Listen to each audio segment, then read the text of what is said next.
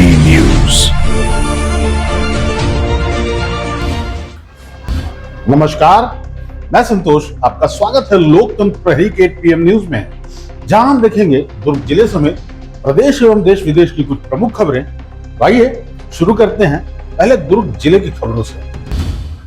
भिलाई नगर निगम ने शहर में यातायात व्यवस्था सुधारने के लिए अवैध अतिक्रमण के खिलाफ बड़ा अभियान चलाया। सुपेला के परदेसी चौक में जेसीबी की मदद से दुकानों के सामने किए गए अवैध कब्जों को हटाकर सड़क पर अतिक्रमण मुक्त कराया गया। भिलाई नगर पालिक निगम ने सुपेला स्थित परदेसी चौक में अवैध अतिक्रमण के खिलाफ सख्त कार्रवाई की। लगातार मिल रही शिकायतों के बाद निगम की संयुक्त टीम मौके पर पहुंची और अभियान शुरू किया। आरोप था कि कई व्यापारियों ने दुकानों के सामने सड़क तक सामान रखकर सार्वजनिक मार्ग पर कब्जा कर लिया। इससे सड़क सकरी हो गई और राहगीरों व वाहन चालकों को आवागमन में परेशानी हो रही थी। निगम ने जेसीबी की मदद से सड़क पर किए गए अवैध कब्जों को हटाकर मार्ग को पूरी तरह अतिक्रमण मुक्त कराया। कार्रवाई के दौरान निगम अधिकारियों के साथ राजस्व विभाग और पुलिस विभाग की टीम भी मौजूद रही। पुलिस बल की मौजूदगी में पूरा अभियान शांतिपूर्ण ढंग से संपन्न हुआ। नगर निगम ने चेतावनी दी कि सार्वजनिक भूमि पर किसी भी प्रकार का अतिक्रमण बर्दाश्त नहीं किया जाएगा और ऐसे अभियान आगे भी लगातार जारी रहेंगे।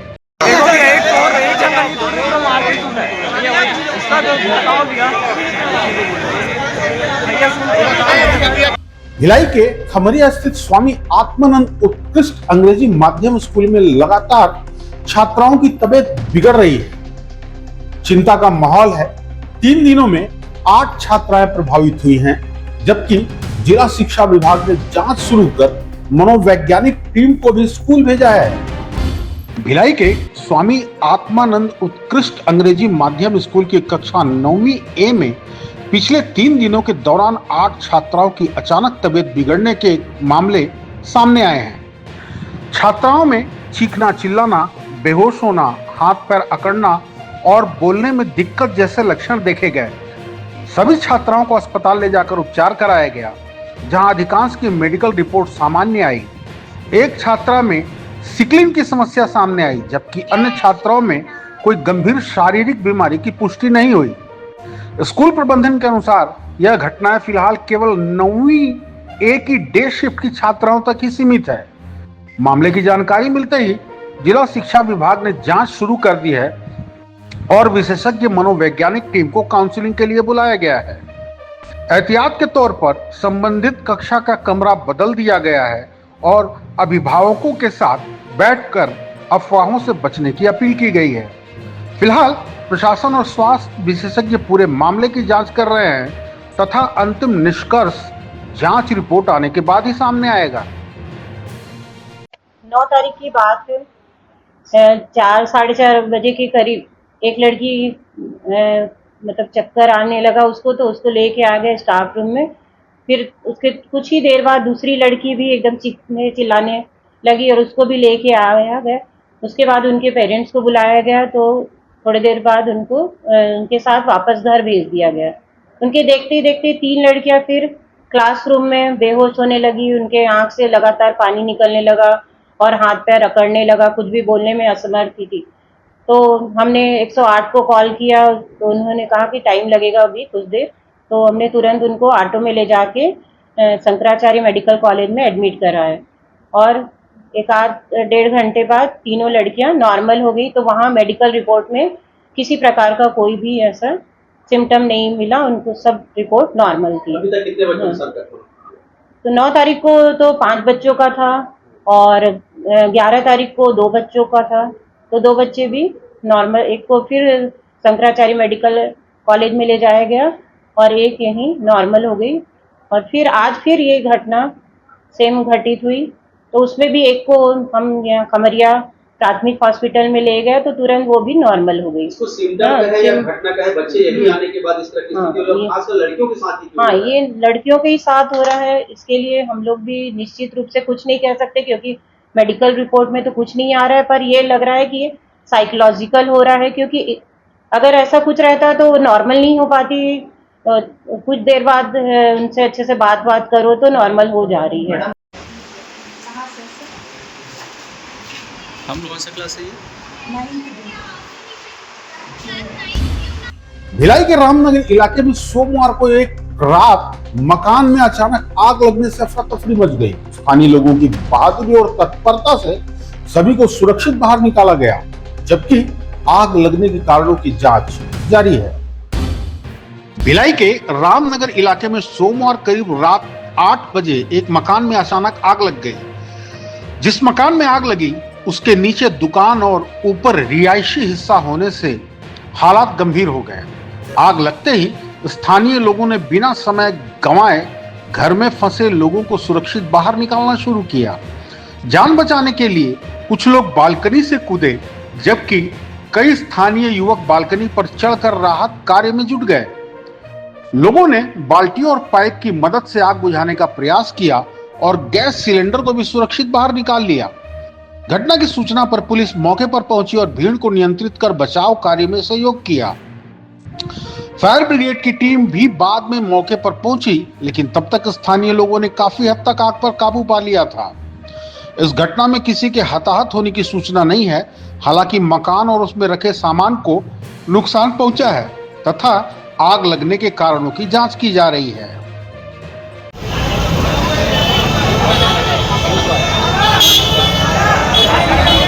छत्तीसगढ़ के सारंगढ़ बिलाईगढ़ जिले में नारी रक्षा सम्मान निधि योजना के नाम पर कथित ठगी का मामला सामने आया है। आरोप है कि रकम दुगनी करने का लालच देकर सैकड़ों महिलाओं से करोड़ों रुपए वसूले गए। सारंगढ़ बिलाईगढ़ जिले के निवेश के नाम पर कथित ठगी का मामला चर्चे में आया है। आरोप है कि नारी रक्षा सम्मान निधि योजना के जरिए महिलाओं को रकम दोगुनी करने का भरोसा दिलाया गया। इस लालच में आकर सैकड़ों महिलाओं ने अपनी जमा पूंजी निवेश कर दी। पीड़ितों का आरोप है कि बाद में न तो वादा किया गया, पैसा मिला और न ही मूल राशि वापस की गई। मामले में करोड़ों रुपए की कथित ठगी की आशंका जताई जा रही है। शिकायत मिलने के बाद संबंधित एजेंसी और पुलिस ने मामले की जांच शुरू कर दी है। पीड़ित महिलाएं अब अपनी रकम वापस दिलाने के आरोप पर बड़ी कार्रवाई की मांग कर रही है। फिलहाल पूरे मामले की जांच जारी है और जांच पूरी होने के बाद ही सभी तथ्यों की आधिकारिक पुष्टि होगी। इसने किस्ती में मतलब दिनेश बंजारे ला पैसा दे हन, अपन बैंक से किस्त निकाल के अपन घर के पर्सनल पैसा दे के इसने वो संस्था के नाम में हमू मन जमा करे रहे हवन। लेकिन आज के डेट में हमन ला इसने फंसा दी करके हमन नहीं जानत रहे। संस्था के नाम में हमू मन ला फंसाए रहे से धोखाधड़ी में। ये नारी रक्षा सम्मान निधि योजना है, नारी रक्षा मन के लिए बढ़िया काम करी करके हमन ला वहे करे रही सेवा। और तहले ने दे अब हमू मन ला उसने किस्ती देत रही सेवा, किस्ती पटात रही से अनुदान राशि देत रही सेवा और घर में जा के हमू मन के इसने हे करे रही सेवा। लेकिन वो मन आके हमन के नारी रक्षा सम्मान निधि योजना के बारे में बताई सवा छत्तीसगढ़ युवा समाज सुधार समिति ओकर अंतर्गत में आके कैसे नारी रक्षा सम्मान निधि योजना के हम एमा जुड़े हैं वो संस्था के नाम से। कितना पैसा वापस करी है कब बोले रही? और हमन ला डबल करके दहा के रही से ता हमन देहे रहे सर बैंक से निकाल के। आपमन के साथ मिसरे हमन 27 जने हन भद्रा गांव में। सब जी के हमन सब के 2-3 था किस्ती है, 1 लाख 1.5 लाख कोई 2 लाख तक घलो जमा करे है सर। हम समस्या लेके सारंगढ़ पहुंचे हैं। दिनेश बंजारे है हमन ला 2-3 था किस्ती लेवा है और दुगना करके दहा का बोले है सर। और किस्ती अनुदान दोनों दहा का है और किस्ती अनुदान दोनों नहीं पहुंचे अभी नया ले और नया घर के पैसा भी 60,000 दे डबल करके दहा बोले। कब के बात है, कब से चलत रही से? अभी 2 साल से मतलब चला थे और अभी हम नया जुड़े हैं तो नया दे अभी किस्तियों नहीं पाए अनुदानों नहीं पाए सर। हम जुड़ रहा आप मने नारी शक्ति रक्षा समूह से संस्था है। ये संस्था है 10% मतलब दहा करके बोले से हमारा डबल तिबल लेवा है सर किस्ती ला। और वो अभी अनुदानों मिला है मन ला, किस्तियों मिला है और घर के पैसा दे हम तीहू मन ला हम दे जाए सर।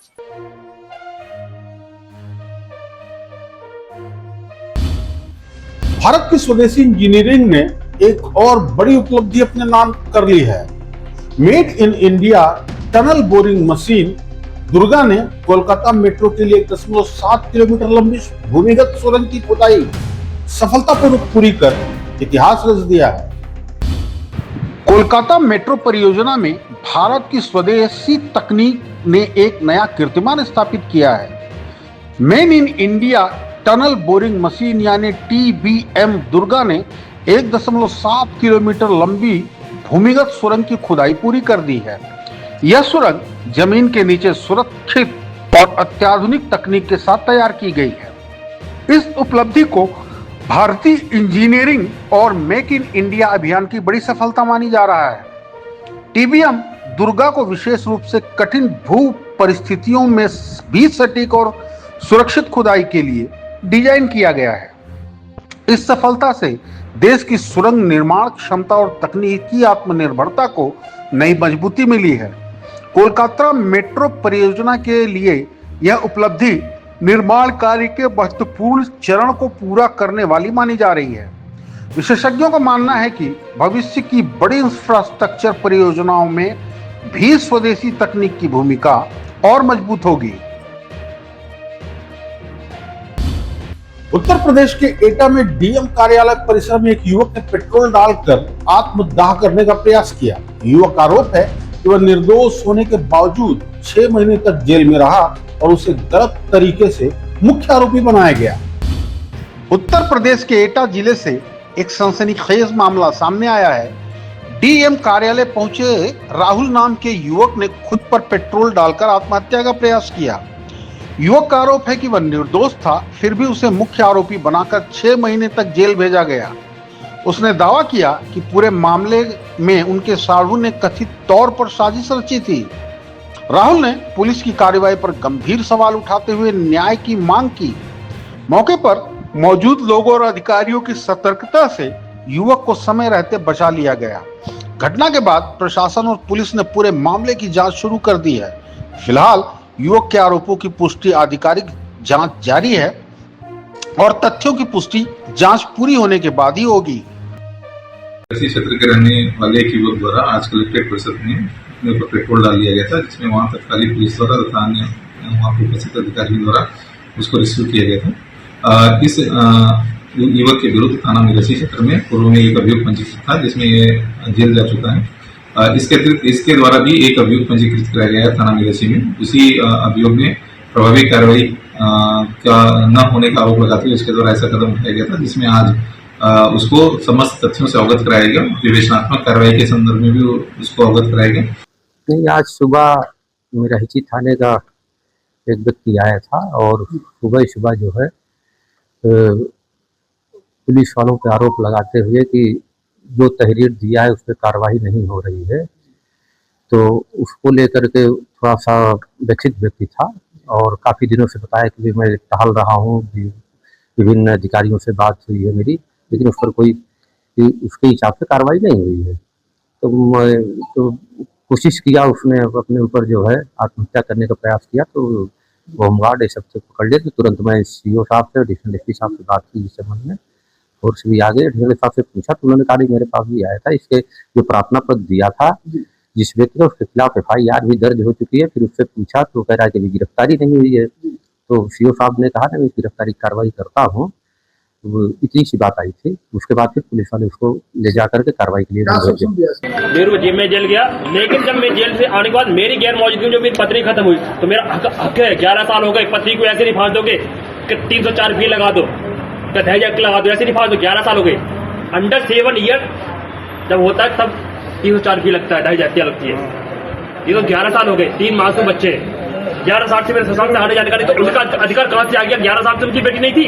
नहीं, आज का तो ठीक है, ये बात सही है। और आगे जो आगे घटना क्या हुई वो बताएं। मेरे साथ मारपीट की गई, मेरी जांच हुई। जो आरोपी है पुलिस ने उसके सरकमस्टेंस एविडेंस को भी हटा दिया गया। मेरे जो पेन ड्राइव दिए नीतू मैडम को, इंस्पेक्टर कपिल कुमार नैन को दिए, नीतू मैडम को दिए, सारे प्रूफ है। और लेकिन मुझे अवैध गिरफ्तार करके जेल भेज दिया गया। उसके बाद मेरा नया मुकदमा लिख भी गया जांच के बाद। मेरे घर से 3,85,000 रुपए कपिल कुमार क्या नाम उसका नहीं हेड कांस्टेबल 3,85,000 रुपए लिए थे। दिल्ली दंगों के दौरान IB अधिकारी अंकित शर्मा की हत्या के चर्चित मामले में अदालत ने अहम फैसला सुनाया है। कोर्ट ने ताहिर हुसैन, जावेद, अनस, नाजिम और कासिम को दोषी ठहराते हुए सजा सुनाई है। दिल्ली दंगों के दौरान आईबी अधिकारी अंकित शर्मा की हत्या का मामला एक बार फिर चर्चा में है। इस बहुचर्चित मामले में अदालत ने अपना फैसला सुनाते हुए 5 आरोपियों को दोषी करार दिया। दोषियों में ताहिर हुसैन, जावेद अनस, नाजिम और कासिम के नाम शामिल हैं। अदालत ने उपलब्ध साक्ष्यों और सुनवाई के आधार पर अपना निर्णय दिया। अंकित शर्मा की हत्या फरवरी 2020 में दिल्ली दंगों के दौरान हुई थी।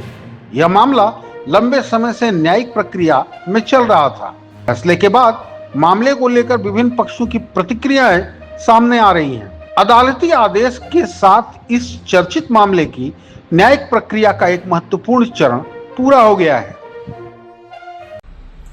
आज दिल्ली दंगों में ताहिर हुसैन को दोषी पाया गया है, अंकित शर्मा जी के मर्डर का दोषी। यही बात हम पिछले 6 सालों से बोल रहे हैं कि 2020 में जो दिल्ली में दंगे हुए वो सुनियोजित तरीके से हिंदुओं का नरसंहार करने की साजिश थी। दिल्ली दंगे में सड़कों को बंद करके घेर के हिंदुओं को मारने का और बाद में जबरदस्ती पलायन करवाने का एक प्लान बनाया गया था और उसी के रूप में दिल्ली दंगे किए गए थे। ताहिर हुसैन का दोष आज सिद्ध हो गया है। नौजवान आईबी ऑफिसर अंकित शर्मा बेगुनाह निरपराध, जिनको मार के काट के लाश को नाले में फेंक दिया गया था। लेकिन इससे भी बड़ी बात कि ताहिर हुसैन कौन था? आम आदमी पार्टी के लोग उसे बचा क्यों रहे थे? क्यों वो अरविंद केजरीवाल के नजदीकियों के, संजय सिंह, इन लोगों के फोन के लगातार संपर्क में था जब ताहिर हुसैन अंकित शर्मा जी का मर्डर कर रहा था? उमर खालिद के लगातार संपर्क में था। तो दिल्ली दंगों की जो पूरी की पूरी थ्योरी है वो आज सामने निकल के आ गई है कि इन सब लोगों ने मिलकर सड़कें बंद करना और हिंदुओं के नरसंहार करने की साजिश रची थी।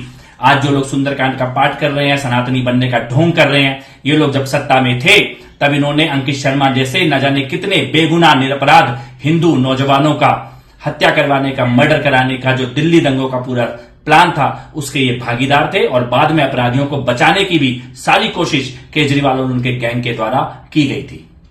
आज करकरडूमा में एएसजे कोर्ट ने अंकित शर्मा जो कि आईबी के एम्प्लॉय थे, उनके मर्डर केस में 5 लोगों को सजा सुनाई है, जिसमें ताहिर हुसैन, जावेद, अनास, नाजिम और कासिम शामिल हैं। इनको 188, 153, 147, 48, 49 आईपीसी और 365 और 302 में सजा सुनाई गई है। और इसकी इन्वेस्टिगेशन जो केस की थी वो क्राइम ब्रांच ने करी थी और ये बड़ा हाईलाइटेड केस था और नॉर्थ ईस्ट राइट्स के केसेस में से one of the most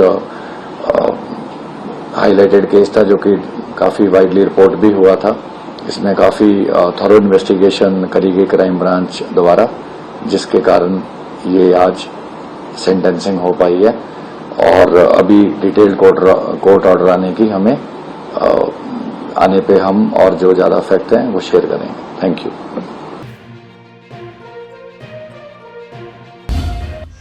Bharat Bhushan Tiwari मामले में न्याय की मांग को लेकर उसके भाई दिल्ली के जंतर मंतर पहुंचे और धरने पर बैठ गए।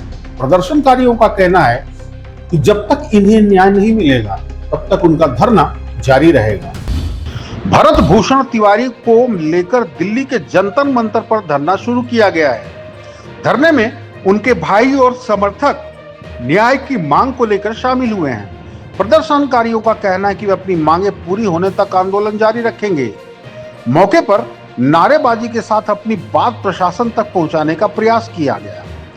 धरने के माध्यम से मामले की निष्पक्ष जांच और न्याय की मांग उठाई गई। प्रदर्शन शांतिपूर्ण तरीके से जारी रहने की जानकारी सामने आई है। फिलहाल प्रशासन की ओर से इस संबंध में आधिकारिक प्रतिक्रिया का इंतजार है। मामले में आगे की कार्रवाई और प्रशासनिक निर्णय पर भी नजर बनी हुई है। देखिए, प्रत्यक्ष रूप से इसे हत्या कहेंगे। अगर हत्या ना होती तो पूरा देश इनके घर पे नहीं जाता, न्याय नहीं मांगता। हम लोग भी, जितने भी क्रांतिकारी भाई यहाँ आए हुए हैं, वो भी यहाँ एकत्रित नहीं होते अगर ये हत्या नहीं होती। स्पष्ट रूप से, प्रत्यक्ष रूप से हत्या है। नहीं तो चाहे कितना भी बड़ा अपराधी हो, यहाँ तक कि आतंकवादियों को भी न्यायालय में एक उनकी प्रक्रिया होती है, उनको एक दिया जाता है, पक्ष रखने का मौका दिया जाता है। यहाँ तो सीधा इनकाउंटर। मैं कहना चाहती हूँ कि हमारा जो भ्रष्टाचार हमारे देश में ही है और हमारे देश का सिस्टम बहुत खराब है। अगर हमारे देश का सिस्टम अच्छा होता तो भरत तिवारी जी की हत्या नहीं की जाती। हमारे यहाँ क्रांतिकारियों की हत्या होती है और जो क्रिमिनल हैं, आतंकवादी है, उनको शह दी जाती है, क्योंकि वो सरकार के उसमें ही करते हैं ना, उनको तो पूरा पैसा खर्च किया जाता है। भरत तिवारी ने अपने लिए कुछ नहीं मांगा था, उसने समाज के लिए मांगा था, इंसाफ के लिए लड़ा था, उसको उन्होंने वो हत्या कर दी उसकी, ताकि आवाज ना उठा सके। लेकिन भरत तिवारी की आवाज दबेगी नहीं, उनकी आवाज अब बुलंद हो गई है और ये लड़ाई अब रुकेगी नहीं जब तक इंसाफ नहीं मिलेगा। उन पुलिस वालों को फांसी की सजा दी जाए, उसकी हत्या की गई है भरत तिवारी की।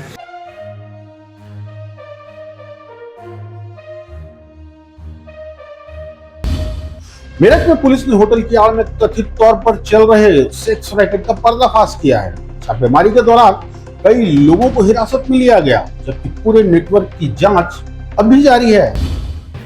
मेरठ पुलिस ने गुप्त सूचना के आधार पर एक होटल पर छापेमारी कर कथित सेक्स रैकेट का खुलासा किया।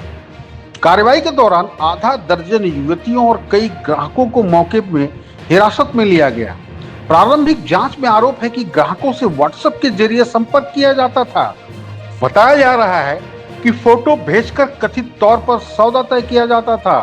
इसके बाद मांग के अनुसार युवतियों को उपलब्ध कराने की व्यवस्था की जाती थी।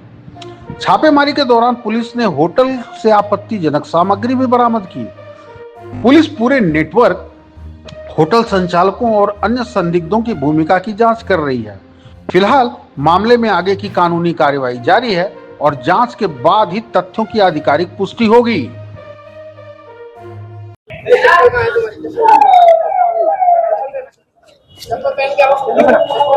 देखो रोडा बाईपास पे ये देखो, ये लड़कियां पकड़ी है, ये देखो dream holiday hotel, dream holiday hotel में देखो ये गैर व्यापार कर रहा था, यहाँ से लड़कियां पकड़ी है। ये देखो ये मौके पे से लड़कियां बरामद करी है हमने। दिखाओ लड़कियां, दिखाओ वो कहाँ, वो गुलफाम का है। देखो ये हाईवे, मेरठ हाईवे, ये देखिए ये दिल्ली से देहरादून वाला हाईवे है, दिल्ली से यहाँ जाता है। इतनी सस्ती है यहाँ पे ड्रीम हॉलीडे में इसका चल रहा है। छत्तीसगढ़ के जशपुर जिले के पत्थल गांव से अंधविश्वास की एक दर्दनाक घटना सामने आई है। तो नहीं होने के संदेह में ससुर ने अपनी विधवा बहू की कथित तौर पर पीट कर हत्या कर दी, जिसके बाद पुलिस ने आरोपी को गिरफ्तार कर लिया। जशपुर जिले के पत्थल गांव थाना क्षेत्र में अंधविश्वास के चलते हत्या का सनसनीखेज मामला सामने आया है। पुलिस के अनुसार एक व्यक्ति ने अपनी विधवा बहू पर तो नहीं होने का संदेह जताया। आरोप है कि इसी शक में उसने लकड़ी के डंडे से महिला पर ताबड़तोड़ हमला कर दिया। हमले में महिला की मौके पर ही मौत हो गई। घटना की सूचना मिलते ही पुलिस मौके पर पहुंची और जांच शुरू की। पुलिस ने आरोपी ससुर को गिरफ्तार कर उसके खिलाफ हत्या का मामला दर्ज किया है। मामले में साक्ष्य जुटाए जा रहे हैं और आगे की कानूनी कार्रवाई जारी है। यह घटना एक बार फिर अंधविश्वास के दुष्परिणामों और सामाजिक जागरूकता की आवश्यकता को सामने लाती है। थाना पत्तलगांव क्षेत्र अंतर्गत डुडुंग जोर निवासी नबीना राठिया पति स्वर्गीय लोहर साय राठिया को काला जादू और डायन होने के शक पर उसके जेठ सुखसिंह राठिया के द्वारा लकड़ी के डंडे से संघातक चोटें पहुंचाकर उसकी हत्या कारित कर दी गई, जिस पर थाना पत्थलगांव पुलिस द्वारा मर्ग कायम किया गया है। साथ ही हत्या का मुकदमा दर्ज किया गया है। अभियुक्त को न्यायिक अभिरक्षा में गिरफ्तार कर भेजा जा रहा है। प्रकरण विवेचनाधीन है और प्रथमतः पूछताछ में अभियुक्त ने अपना जुर्म कबूल कर लिया है, जिसे अपराध में इस तथ्य को दर्शित किया जाएगा। मेरे भाई माँ को रोज तनाव देते थे आधा रात को और बोल रहे थे कि तो नहीं है। आधी रात को 8-9 बजे आके दारू पी के झगड़ा करते थे। दिन के तो नहीं करते, खाली रात को दोनों पी के आते हैं और झगड़ा करते हैं। से मारे थे? उनको बड़े डंडा से मारे थे, बड़े से लकड़ी था, पिछवाड़े से मारे थे जो यहाँ सर पे लगा था और खत्म हो गए। श्री श्री राम राठिया। कहीं भी काम करूँ वहाँ को तभी वही ओकरे कारण बदी हो जाए, कहीं दुनिया बीते करूँ वही ओकरे बदी होए, कहीं हर हफ्ता के महीना भी नहीं हो पाए तो कौन अलसात है, कौन का करते हैं।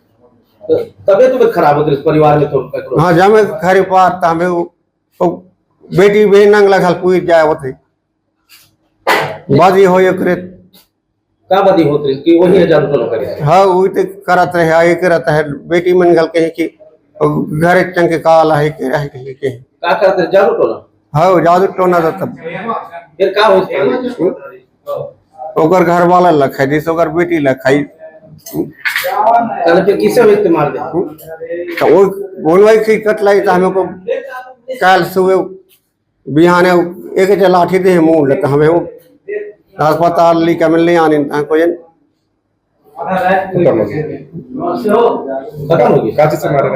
लाठी में डंडा में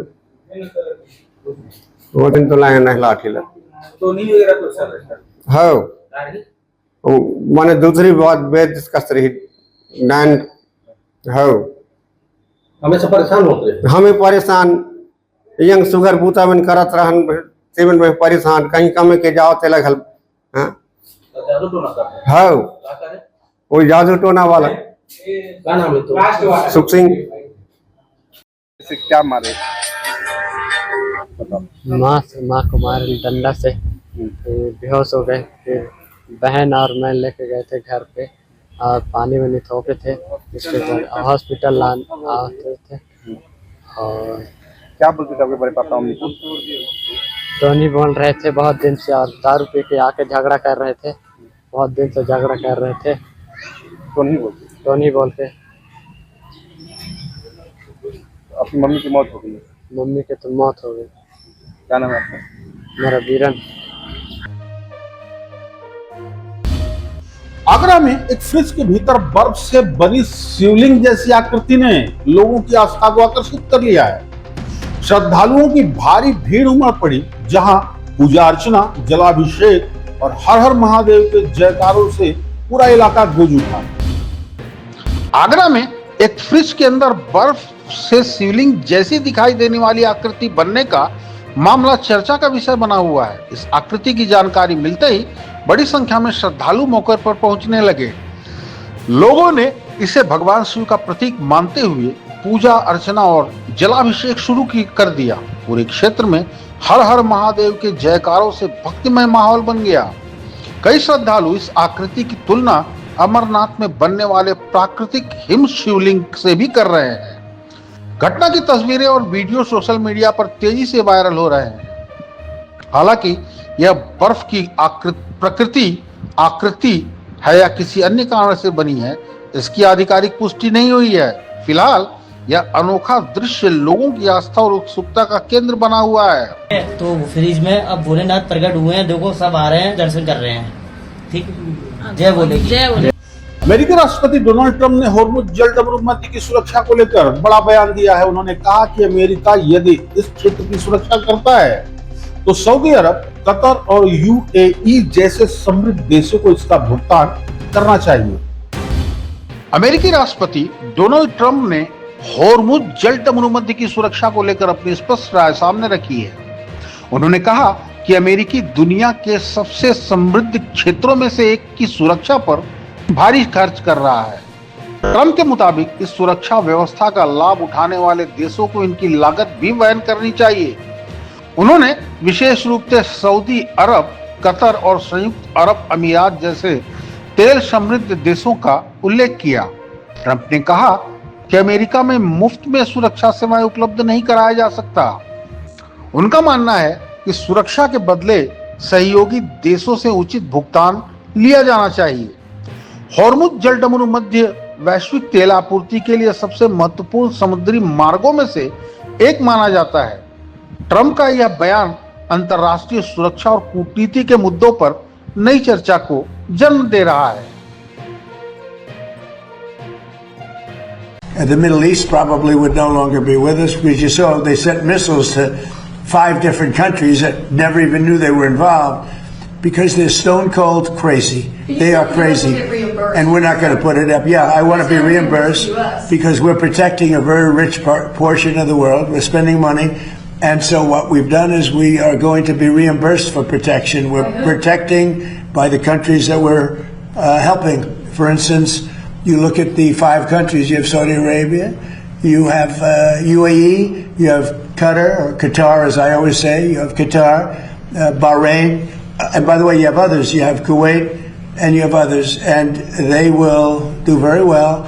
But we think it's appropriate that we don't need them. You know, we have more oil than any other country in the world. When you add Venezuela, which has been amazing, which has tremendous amounts of oil that we control, when you add Venezuela and everything else, we have more than 50% of the world's supply. We don't need it, but we need it from the standpoint of protecting allies, et cetera, including Israel, including Saudi Arabia, including Qatar, including UAE. We're protecting all of them, and we've done a very effective job. So, आज की खबरें यही तक। आप देखते रहिए लोकतंत्र तहरीक। मुझे दीजिए इजाजत। नमस्कार।